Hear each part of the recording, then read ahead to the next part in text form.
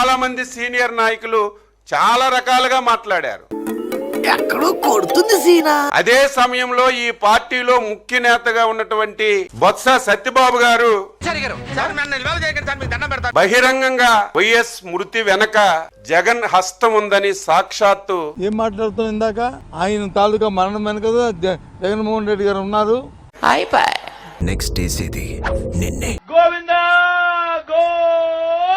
మీరు వాడిని వేసేశారు, నన్నెందుకు ఇన్వాల్వ్ చేస్తున్నారు? నీ దగ్గర ఉన్నటువంటి బొత్స సత్యబాబు గారు ఆ వేళ మాట్లాడారు. ప్రజలు నిజాన్ని తెలుసుకోవాలి. నాకు చూడండి, వారు చనిపోయిన నిమిషానికే నన్ను అందరితో సంతకాలు తీసుకుని నాకు ముఖ్యమంత్రి కావాలని అసలు నాకు అనుమానం ఉంది. ఇవాళ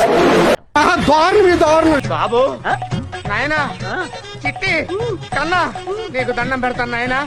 ఆ క్యాసెట్ వాడు చూశాడంటే నన్ను పిట్టని కాల్చినట్టు కాల్చేస్తాడు.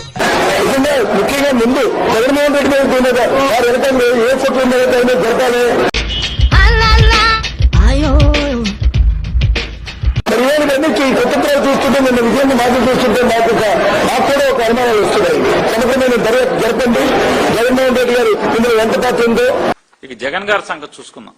మీ పాపాలు ఒకటి అరా కాదు, చెట్ట ఎంత ఉంది. వీడొక పరమ లుచ్చా తుచ్చా గుచ్చా ముచ్చగాడు, పచ్చి మోసగాడు. ఆయన సంగతి నీకెలా తెలుసు? నాకెలా తెలుసా? వాడు నేను కలిసి తిరిగాం, కలిసి పెరిగాం. వాడు నా ఫ్రెండ్ మా. రాజశేఖర రెడ్డి గారి మరణం వెనుక జగన్మోహన్ రెడ్డి గారు ఉన్నారని బొత్స సత్యనారాయణ గారు అచ్చెన్నాయుడు గారికి చెప్పారట. అది నిజం సార్.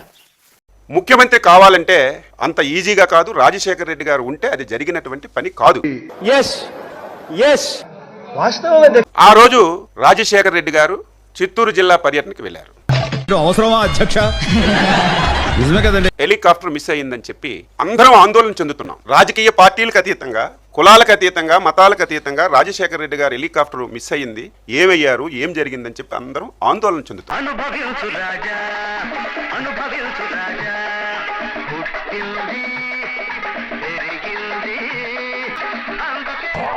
అందరం ఆందోళన చెందుతుంటే ఏమయ్యారో ఆచోకి మనకు తెలియడం లేదని చెప్పి ప్రతి ఒక్కరూ అదే ప్రయత్నంలో ఉంటే నువ్వు చేసిన పనేంటి?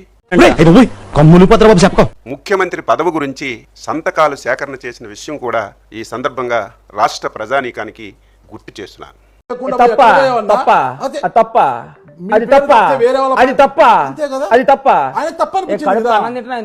మేము ఆ రోజు అంత సీరియస్ గా తీసుకోలేదు. సభ్య సమాజంలో ఎవరు కూడా ఇటువంటి పని చెయ్యరని. కానీ తరువాత పరిణామాలన్నీ కూడా చూస్తుంటే ఒక సైకోకి పదవి వ్యామోహం వస్తే పవర్లో ఉంటే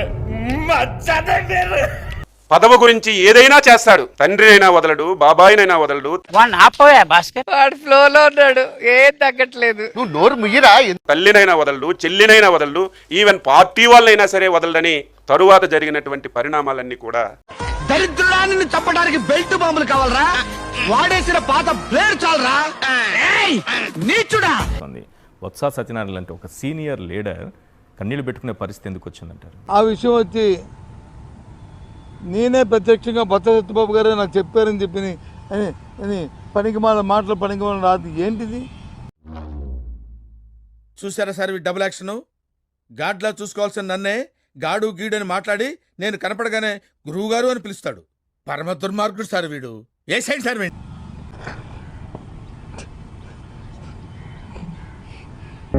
ఏడుస్తున్నాడు. ఏడవట్లేదా? కన్నీళ్ళు గారి ప్యాంటు కూడా తడిచిపోయింది, ఏడవట్లేదంట. గబ్బా, యు క్రైడ్, ఇట్స్ ఓవర్.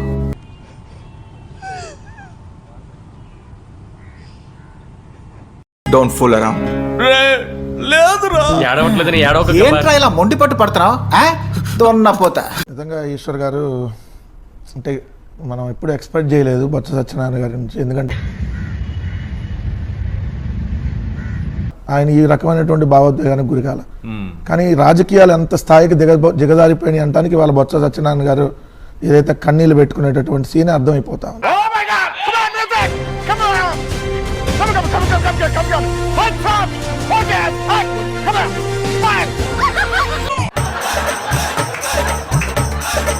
చూద్దాంలే. చూడటం కాదండి, మీరు చెయ్యాలంతే.